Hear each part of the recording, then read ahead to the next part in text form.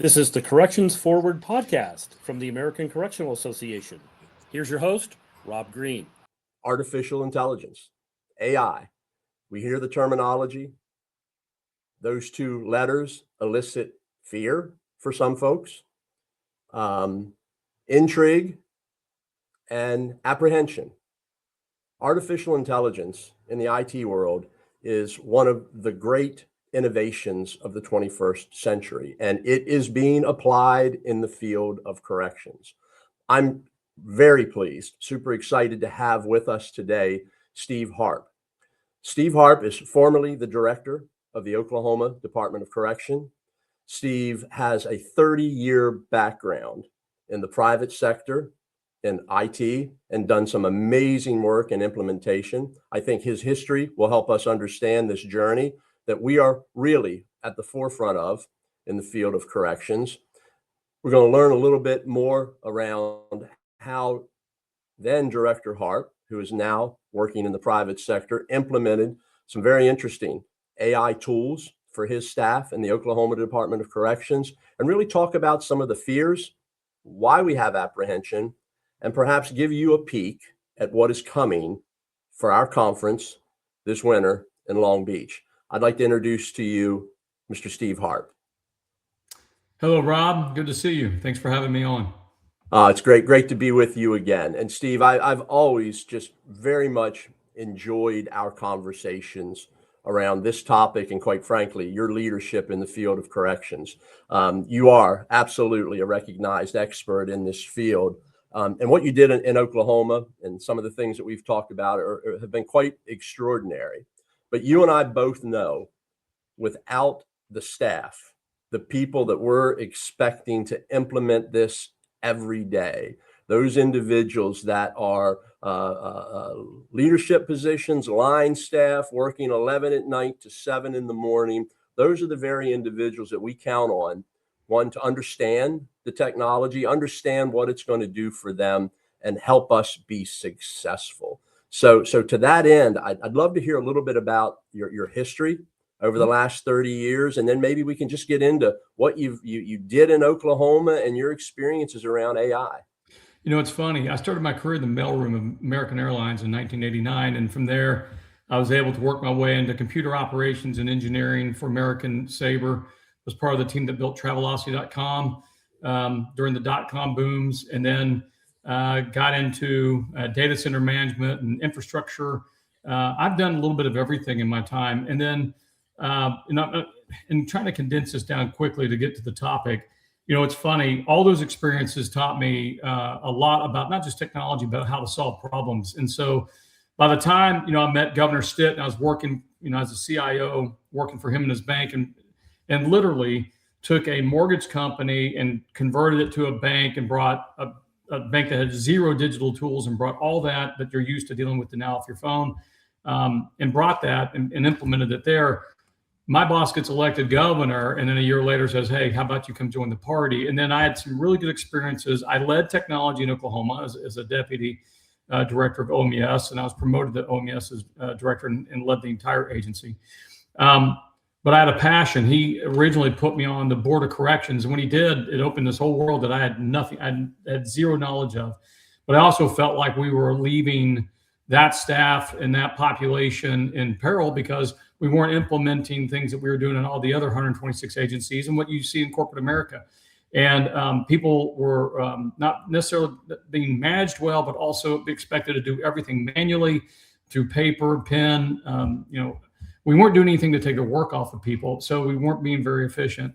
I saw a tremendous opportunity, and so eventually, graciously, the governor, I asked to, you know, take on that role. And he allowed me to do that and appointed me. And so in the 3 years I've been in Oklahoma, we focused on our people, we focused on our inmates, and then we did that through technology. And if I may, just real quick, there is something that I believe heavily in. Staffing's down everywhere in the United States, matter of fact, globally. And if you keep thinking the same way, you're not going to be able to solve the problems. And a lot of people keep trying to bring more staff and get more people, and they keep waiting for reinforcements that aren't coming. And the truth is, if you want to attract today's talent, the younger kids and the people that are maybe going to help us complete our mission. They're using technology every day on their phones in a lot of different ways, not just social media. So we have to find mechanisms to meet our officers, our medical staff, our back office staff, all of them through technology, and take work off of them. So everything that I've been invested in, either through all of my experience or with Department of Corrections, has been about trying to take workload off of our people and create more capacity for them, and actually make them more valuable and get the mundane work off their back. I love that approach. Let's start with the basics, Steve. Yeah. AI, define it, what it is, and what are the components? Yeah, artificial intelligence is one of those things that changes almost daily now, because 6-7 months ago, you didn't even hear of something called semantic AI. Now there's agentic AI, and it's all these flavors are coming out. Artificial intelligence by itself is basically a box that can take in through machine learning and process information, learn from it, and make decisions, so that you're not having to use the same old business rules that you did like in the 80s, 90s, and even in the 2000s. This technology has grown so quickly to where you get from having to tell the system everything you want to semantic AI now, which is focusing on the relationships of words and concepts versus just the words themselves. So when you build a prompt, which means you get on a keyboard and you type in what you want, like, hey, today I'd like to see, how many inmates I have that potentially have some type of disorder.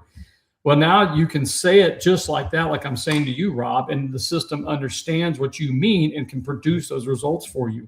Agentic is a whole nother ball game, and that gets you into where the system, now you're creating a platform where it can make decisions, it can do the work for you, it can take tasks and run them while you're sleeping at night. You can come in the next day and review the work, and it also learns. So if it sees something different while you're at sleep or while you're away, it can react to that based on what it's learned and been trained on. And so if you think about all the people in corrections, specifically in security roles, that are overburdened with having to do manual tasks and things like, it can remove a lot of that from them so that they can go be law enforcement. And that's really what this whole wave of technology is focusing on now, is how do we help correctional officers be law enforcement? How do we help back office staff provide more value so you can use their experience and they're not having to dig through decades of data that takes forever to understand? So around that, one of the things that I've tried to do when I'm talking to individuals around artificial intelligence and trying to alleviate fear is that there's, while we're going to have tremendous business application, there's a lot of application for us in our daily lives. And sure. where AI is going to have some positive impact to help us, as they say, really work smarter and not always just harder. Let's get into corrections specific. Maybe start with the first one that you implemented in Oklahoma, and walk us through what it was and how you engaged the staff and maybe what the outcome was. Well, the first thing is getting buy-in from the staff is very difficult because there is a fear factor. And there is also reluctance to try anything new. There is a culture, I think, it's not just in Oklahoma, I think it exists in a lot of correctional facilities where this is the way we've always done it. Therefore, we need to keep doing it this way because I trust this method. Also, there's a lot of, hey, I'm not doing it.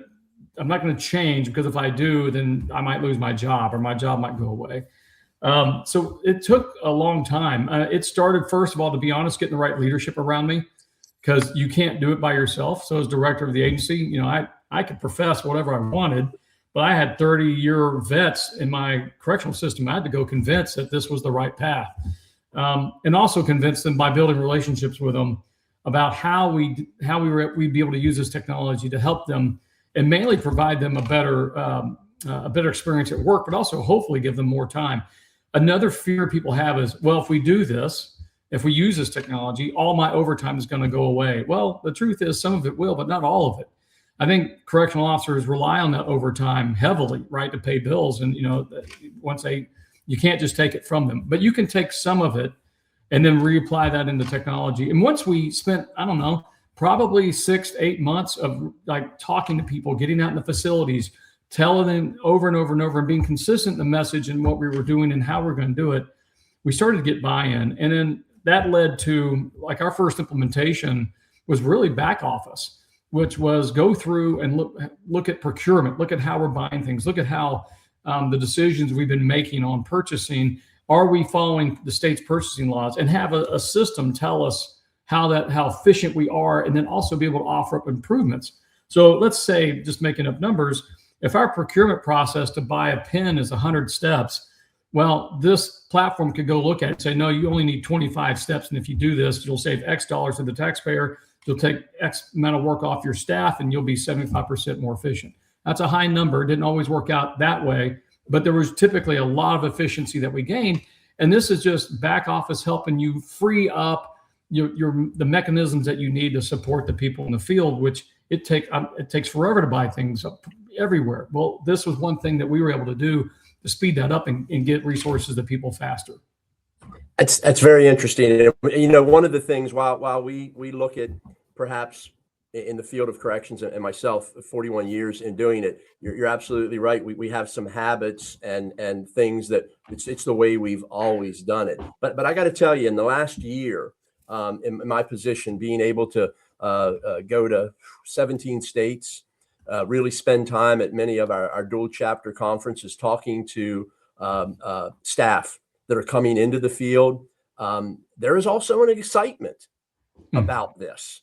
There's an excitement about what it can do, because they're seeing the applications in their life, the applications that they learned in the classroom, be it high school or college, and now how are we applying these really good business practices in corrections? You know, you go back to the purchasing one. I like to read, and this idea that folks are using AI to help them with their grocery lists and make sure that they're, that's home life, going to the getting to the right store to get the best value for their family. So I really like that application. And as you said, it didn't replace people. It is a tool, and that's my focus, a tool in the hands of our staff that make them more efficient.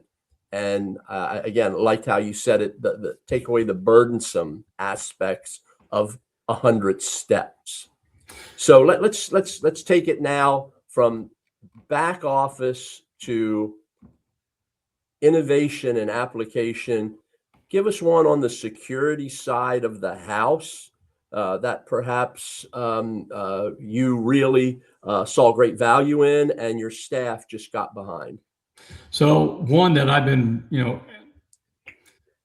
I guess, preaching for the last 3 years is, it's count. I mean, the number one function we do in prisons is make sure we know where all the people are every day. And in Oklahoma, that was a $64 million cost to the taxpayer. But it was also, as important as that function is in every prison system, it's also the thing that we probably do that is the most inefficient process. Most systems are doing some form of an important process. Oh yeah. The most important for sure. Yeah. But when you're understaffed, okay, let's get to the problem set real quick. The problem set was we're understaffed. Then we have, emergent run, a couple of those. And then now we're even less staffed to fulfill our mission.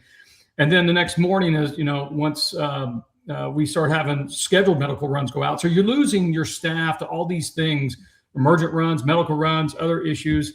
So the people on the yard to actually monitor and secure the prison diminishes pretty quick. And then, when you look at trying to recruit new people, it's just like the snowball effect. Well, what if you actually looked at the amount of hours and the money you're spending on just doing count? Well, if you do that, in Oklahoma, we're doing 11 times a day. Texas at 6, a lot of places at 6.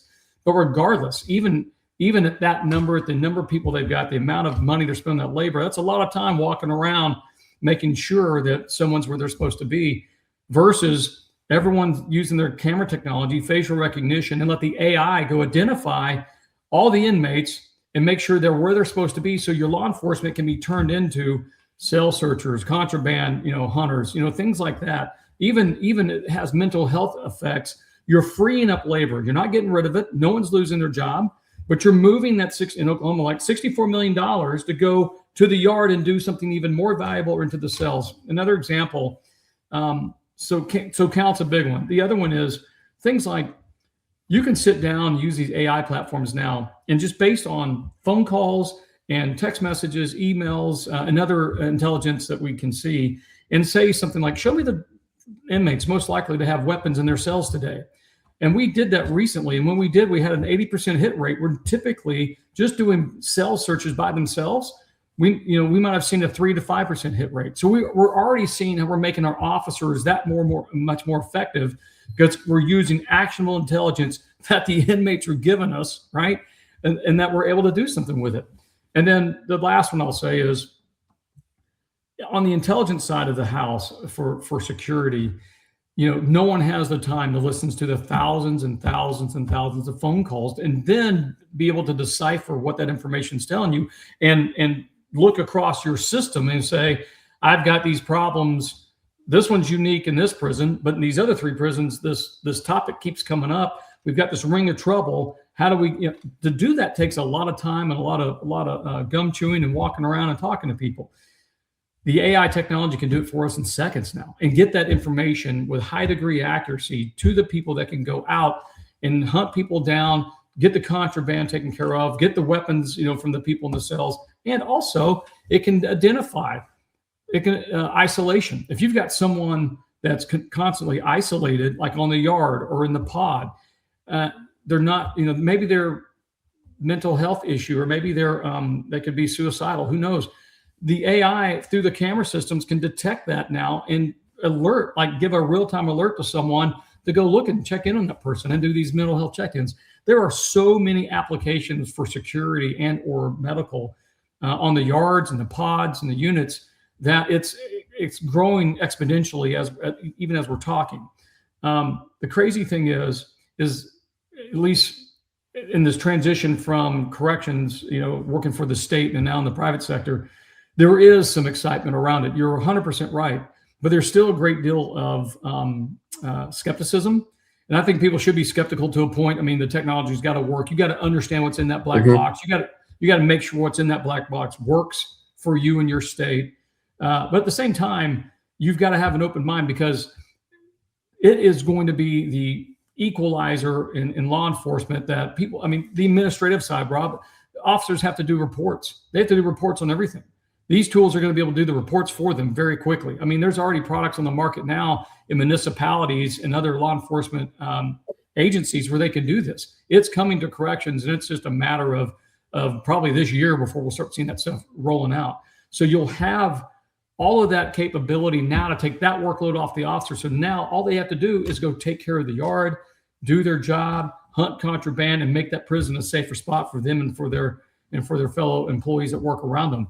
It's here and it's now. It's not 10 years from now. And people, the ones that are willing to adopt this stuff faster, train these systems, these AI platforms faster, are the ones who are going to be winning, a year from now versus people that might be still struggling. Well, I like your focus, and you've covered really I'm a line level correctional officer. 1984. That's where I started this journey in the field. And it's all about safety, and it's all about security, and it's about being efficient. What I've really valued and seen how our colleagues around the country are implementing AI and talking about it. It's being done in a very deliberate way. It's being done in a very measured way to make sure that we don't run into the unintended consequences of moving too quickly. And we're learning from individuals that have incredible experience in the IT field, like you, bringing your 30 years of experience, and many individuals like you.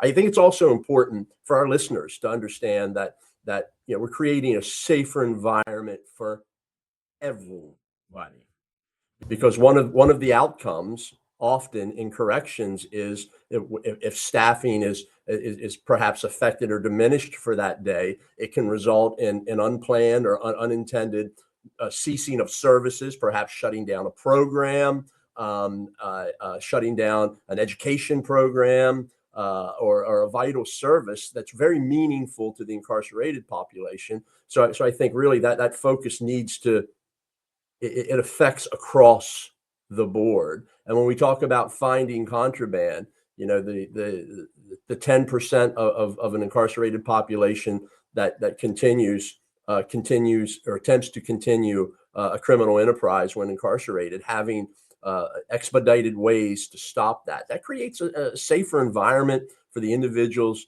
that are incarcerated in that facility, not only just the staff.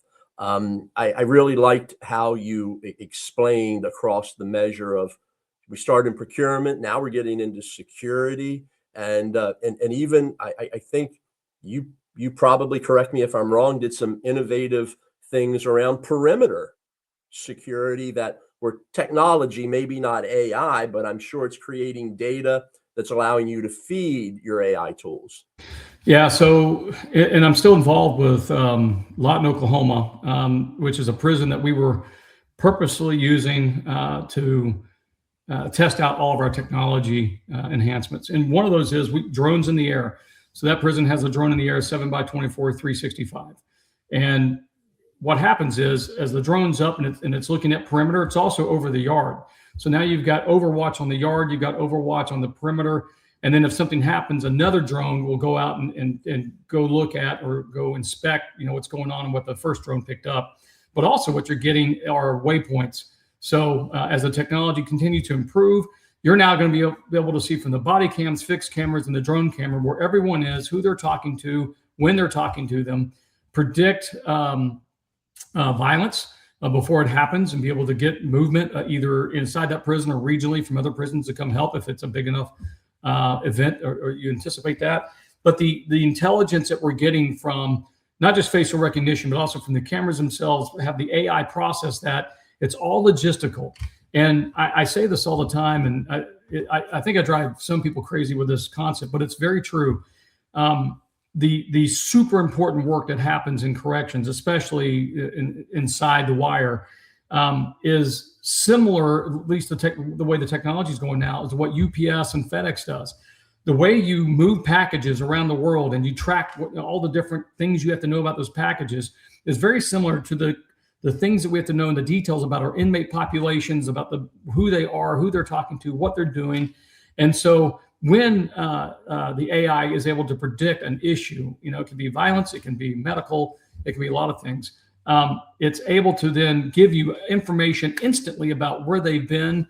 And if you're doing if it's an investigatory effort, then who, not just who they've been talking to, but how many times do they talk to them? How many times do they interact? How many times do they walk away off their normal patterns? There's so many patterns that we're not able to focus on that the AI is going to teach us and make us even smarter about our yards that, our guards probably know, our officers probably know just from working the yard. But what happens when they transfer to a new yard? Then you lose that. So what happens is that'll always be in the system where you always know what those patterns look like. And when something abnormal happens, you can respond to that.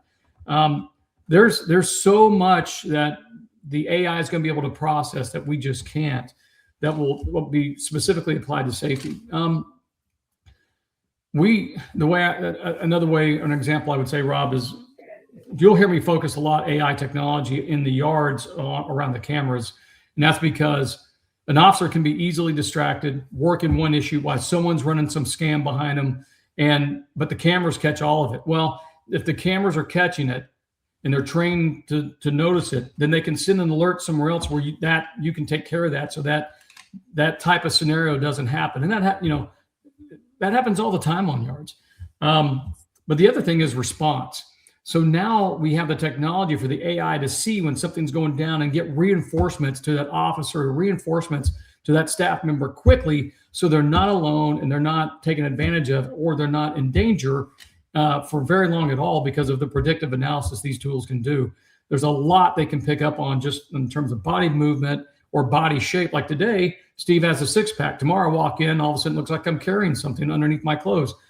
The AI can detect that type of situation. It's getting better every single day, but all of those techniques get applied and fed into a centralized center for the operation of the prisons. And then they can have the system either automatically take an action, or think of it like central control can then dispatch somebody. There will be as much ability for humans in the loop, is what we call it, to have humans in the loop for sure, and make sure we never lose that, because that's super important. But also alleviate some of them, some of their the mundane tasks that they have to deal with, so they can focus on the alerts. They can focus on the critical, path and make those situations better and safer. So, well, I really liked your focus. I go back to my correctional officer days and setting in a control center, which many of our facilities have large control centers. And I remember opening up a new correctional facility and being assigned to work it and work that control center. And me as a single officer opening doors and I remember the number when they said, hey, listen, you're going to have 156 cameras in front of you and views. And whether it was monitored, then it was monitors, and then you went to the big screen and you were able to pan, tilt, zoom. We thought that was just incredible. But now with AI, and as you've explained it, and it's happening in many facilities, the ability, it's a force multiplier in that control center as the officer that's still there, the human in the loop. It's like I've got 8 or 10 people sitting next to me, helping me keep an eye on my brothers and sisters that are working in facilities that are, as we know, we have individuals in our systems now, crimes of violence and crimes against persons that used to be 60, 70% perhaps of the population. It's far greater.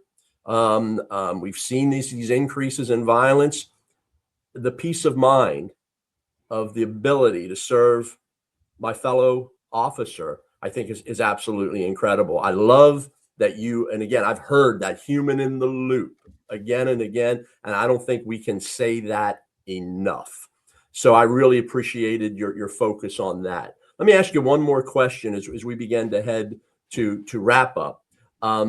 Outcome data, as you know, at our winter conference, and I quite frankly, and not just our conference, but the focus of the American Correctional Association on one of the areas that I am so passionate about is again, making sure that we focus on the individuals, men and women, doing this job every day to make sure that the individual working at 11 at night to 7 in the morning with Tuesdays and Wednesdays off feels engaged and as protected as anyone. Data. What did you see in the data in Oklahoma? Did it make a difference? There's a couple of ways you can look at that. Or shocking, maybe something that just comes right out at you. In terms that proved to me that it was working? Yes. Yeah. So we can turn this into a very long podcast. Well, we're going to edit it. Okay. All right, fair enough. So here's maybe it's a 2-part series, Steve. To be honest, as you know, Rob, from our relationship, I'm also very, very driven by human capital management and making sure we get the best performance out of our people as well. And one of the other things that we had in Oklahoma was everyone got a ribbon. Everyone got paid the same. Everyone got the raise at the same. Didn't matter if you were a superstar or not. And so part of our success story was we drove that out and became a performance management culture. And because of that, that drove a lot of the cancer out. So, but in doing so, we had to build a lot of relationships. I believe 100% we should be surveying our inmates, and we did. We surveyed our inmates twice a year, over 18,000 respondents, at least usually, to hear how we're doing, what we're doing for them.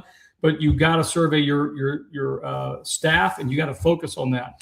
As time went on, as we were implementing these technologies and these processes, we would get feedback directly from them through the surveys. But also, I did a monthly, what we call all call. I'd get on an all call with the agency, and they could ask me open-ended questions. Their boss couldn't be sitting next to them saying, "Oh no, you couldn't." They couldn't guide that at all. It was truly 100% open for anyone to ask anything.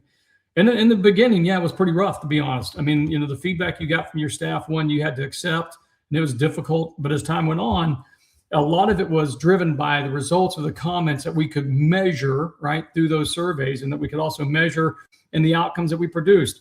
Rob, I ran an agency for three years, never had to ask for additional monies. I ran a flat budget for that whole time, and also never had to ask for a supplemental, not one time.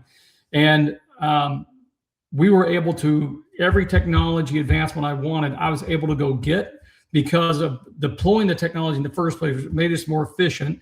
that turned into real dollars that I could turn around and start spending on these enhancements. And so once you do that, it's like a cycle that just keeps feeding itself. The more efficient you get, the more money you get back, the more money you can put back in it and take that workload off your people, but at the same time, make the environment better for them and more safe. And it just if I keeps recall, on rolling. You invested that money in your staff.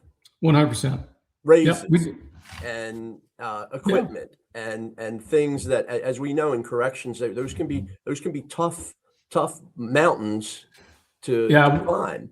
We generated over $20 million in raises. We did stipends the last 2 years I was there, which is basically bonuses for performance, and spent $7 million both years in that. So as well as pay for all the technological advances that we were making too. And it's millions of dollars, but it's there. You just have to be willing to go get it and like create the efficiencies and hold leaders accountable. At the end of the day, to really take care of the frontline staff with technology, you've got to have leadership that's accountable, and you got to make sure that they're taking care of them and they're there to work for them and not work for themselves and make it easier on what their day-to-day life looks like.